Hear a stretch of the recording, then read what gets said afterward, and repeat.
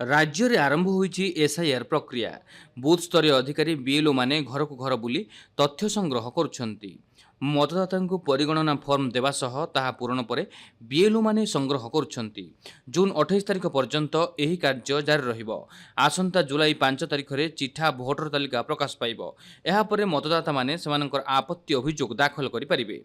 4 अगस्त सुधा समस्त अभियोग ग्रहण कराजिबो। एक मास धरी अभियोग शुणाणी करा जाई एहार समाधान कराजिबो बोली राज्य मुख्य निर्वाचन अधिकारी आरएस गोपालन कहिसंती।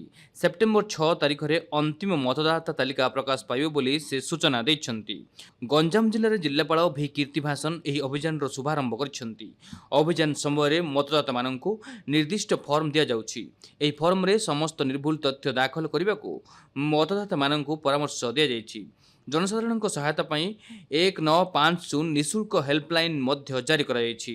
एसआईआर रो मुख्य उद्देश्य होछि किए जने योग्य वोटर जमती वोटर तालिका रो बाद ना होंतु एवं अयोग्य यदि किए व्यक्ति थिबे वोटर हेबा पाई से माने केमिति एतिरे ना होंतु। ये जो उद्देश्य मुने की एसआईआर प्रक्रिया आरंभ हिछि मु जिलावासी समस्त को अनुरोध करिवि ए प्रोसेस रे हम बीएलओ माने एवं हमर ईआरओ एआरएम ने जते बेले आपन पाखको जिबे तांको सहयोग करंतु।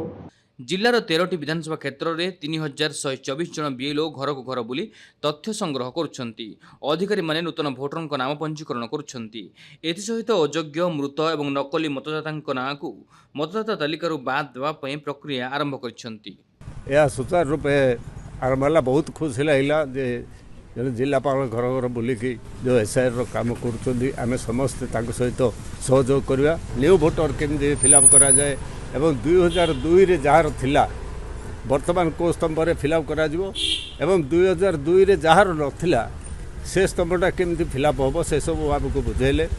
सेहीपरि मालकानगिरी जिल्ला में एसआईआर अभियान आरंभ होईछि।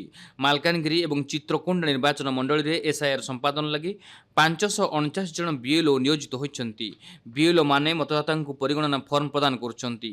एसहित फॉर्म पूरण करिबारे सेमानकु सहयोग करुछंती। मालकानगिरी पौर परिषद अंचल में मतदाता माने एसआईआर प्रक्रिया रे सहयोग करुथुवा बीएलओ गणेश पात्र कहिसंती। घर को घर बुली वोटर मान पाखु जाउछु एवं एनुमेरेशन फॉर्म देगिरे तांको संग्रह करुछु। आमे दुईटा एनुमेरेशन फॉर्म तांको दउछु।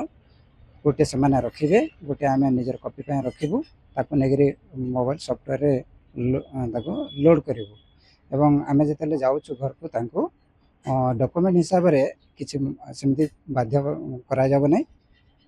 तांकर जन्म तारीख कहा जाउछि। आ जदि देबे से माने इच्छा करिवे ताले आधार नंबर देवे मोबाइल नंबरटा देवे। आ जो मानकर अनमेड होती जो मानकर सरकार जो धार्य कर ईसीआई जोटा धार्य कर 11टा डॉक्यूमेंट्स रो से डॉक्यूमेंट्स देवा पड़ो। भद्रक जिले में एसआईआर प्रक्रिया आरंभ होईछि।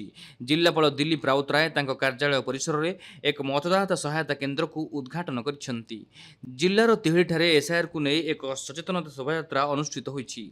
बीएलओ माने घर को घर बुली मतदाता परिगणना फॉर्म वितरण करुछंती। एसआईआर प्रक्रिया रे बीएलओ माननकु सहयोग करबा लागि जिल्लापाल जनसाधारण को निवेदन करिसेंती। एसआईआर प्रक्रिया रे कोनोसी भी योग्य भोटर जेपरि तालिका बाद न पड़ती से विशेष ध्यान दिया जाउछि। बीएलओ माने स्वतंत्र भावे एथिपे प्रशिक्षित होइछंती।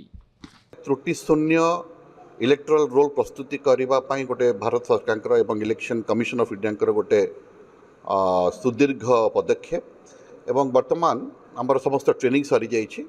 ट्रेनिंग पर वर्तमान आमर डोर टू डोर सर्वे काम आरंभ होछि।